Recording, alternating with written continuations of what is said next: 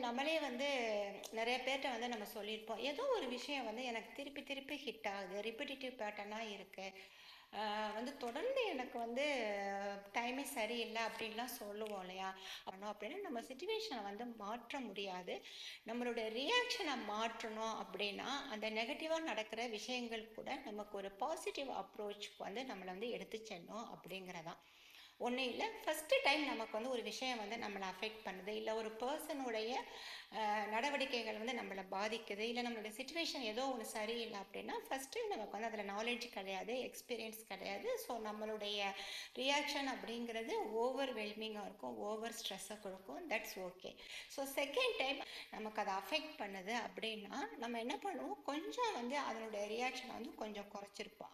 So 3வது தடவ அதே இது சேம் திங் ரிப்பிட்டிட்டிவா நடந்தது அப்படின்னா, நம்மளோட ரியாக்ஷன் எப்படி இருக்கும்? 0க்கு வந்துரும். என்னடா இது அப்படின்னுட்டு நமக்கே அந்த சேச்சுரேஷன் பாயிண்ட் நம்ம ஒரு அமைதிய நம்ம சஸ்டெயின் பண்ண நம்ம பிராக்டிஸ் பண்ணணும்.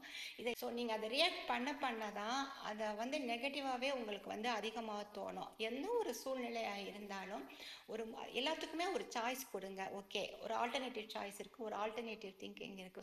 ஸோ ஒன்ஸ் அந்த ஹேண்டில் பண்ற விஷயம் இல்ல அந்த ரிப்பிட்டிட்டிவ் பேட்டர்ன நீங்க பாசிட்டிவா உற்று நோக்கும் பொழுது, நம்மளுடைய எனர்ஜி லெவல், நம்மளுடைய டைம் அப்படிங்கிறது முக்கியமானது. ஸோ நம்மளுடைய தேவைகள் என்னவோ நம்ம அதுல ஃபோக்கஸ் பண்ணலாம், டீட்டோர் பண்ணலாம் அப்படிங்கிறத